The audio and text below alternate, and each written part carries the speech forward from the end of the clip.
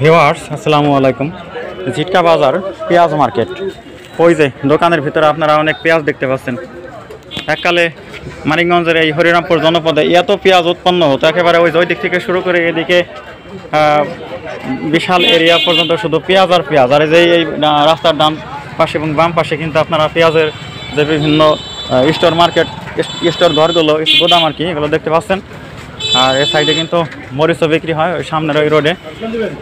মরিচের ফলন এবার একটু কম, মানে গ্রীষ্মের প্রচণ্ড দাবদাহ এবং খরা এ সমস্ত সব মিলিয়ে পানি সিঞ্চনের অভাব সব মিলিয়ে কিন্তু মরিচের উৎপাদন অনেকটাই কম।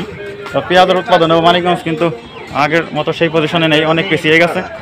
এখানে শত শত মন পেঁয়াজ বিভিন্ন এই যে বড় বড় ট্রাক, নৌকা, বর্ষাকালে নৌকায় বিশাল নৌকা বোঝাই করে করে 500 মনি 1000 মনি নৌকা বোঝাই করে পেঁয়াজ নেওয়া হতো। সিলেট থেকেও আমাদের এলাকায় মানে বড় বড় সই দেওয়া নৌকা আসতো। এই যে আমি একটা স্টোর রুমের ভিতরে ঢুকিয়ে দেখা গেছে কত পেঁয়াজ, এখানে কত পেঁয়াজ একেবারে স্তূপ করে করে সাজিয়ে রাখা হয়েছে।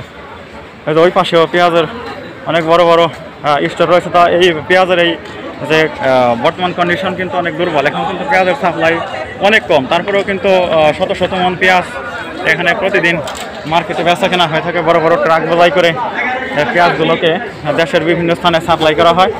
মানিকগঞ্জের জিটকা কৃষি পণ্যের জন্য বিখ্যাত, হাজারিগুড়ের জন্য বিখ্যাত। মরিচ, রসুন, পেঁয়াজ, কৃষি পণ্য, ধনে, পাট, অন্যান্য মশলা এ সমস্ত কিছুর জন্যই কিন্তু আমাদের এই জিটকা অনেক বিখ্যাত হয়েছে। এই যে দেখতে পাচ্ছেন অনেক বিভিন্ন কালারের পেঁয়াজ কিন্তু এখানে এই যে লাল পেঁয়াজ, লাল মরিচ আনা হয়েছে, বিভিন্ন রঙের মরিচ, লাল, ফাঁকা মরিচ, সবুজ মরিচ, সব ধরনের মরিচই এখানে রয়েছে। আমি এই মরিচের মার্কেটটা এখন তো ভিড় কম, এমন ভিড় এখানে হয় যে ভিড়ের ভিতর দিয়ে মানে এই মার্কেটটা অতিক্রম করাই, মরিচের এই মার্কেটটা অতিক্রম করাই অনেক কষ্টকর হয়ে যায়। আজকে কিন্তু অতটা ভিড় নেই, তারপরেও দেখুন এই যে আমি যে ভিড় এখন সেই ভিড়ই কিন্তু আমি অতিক্রম করতে পারছি না।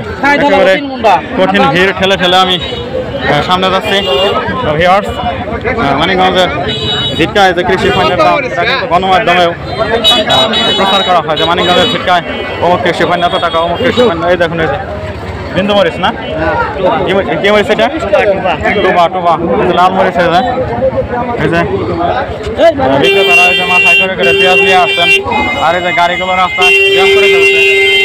অল্প সংকীর্ণ জায়গার ভিতরে পেঁয়াজের মরিচের মার্কেট বলে মানুষের যাতায়াতে কিন্তু অনেকটাই সমস্যা হচ্ছে। এই যে কত রকমের চিকন মরিচ দেখাচ্ছে, এই যে কি পরিমাণ লাল মরিচ দেখাচ্ছে। কি দর যাচ্ছে ভাই প্রতি কেজি? কত টাকা যাচ্ছে? 80-90, মানে শুধু 80-90 না 180-90? 180-90। তারপরে এবার দাম অনেক ভালো, মানে আগার দাম আরো বেশি ছিল, তাই না? আরো বেশি ছিল, একটু কমে গেছে আর কি। তারপরেও কমে গেলে এবছর কিন্তু মরিচের মার্কেট কিন্তু অত্যন্ত চড়া, মরিচের উৎপাদন অনেক কম হয়েছে, যে কারণে মরিচ 180 টাকায় বিক্রি হচ্ছে। আর এর আগে আমরা জেনেছি যেটা আছে 220, 30, 40 পর্যন্ত কিন্তু মরিচের দাম উঠেছিল, আমি এটা শুনেছি। আমি মার্কেটের একটা অংশ আপনাদেরকে দেখালাম মাত্র। এই যে এখানে এই যে পেঁয়াজের স্টোর হাউস, ওদিকে ওই যে আরও অনেক ঘর আছে। সব মিলিয়ে মানে আমাদের এই জিটকা বাজার কিন্তু একটা বিশাল কৃষি পণ্যের মার্কেট। তা বন্ধুরা, এতক্ষণ আমাদের সাথে থাকার জন্য ধন্যবাদ।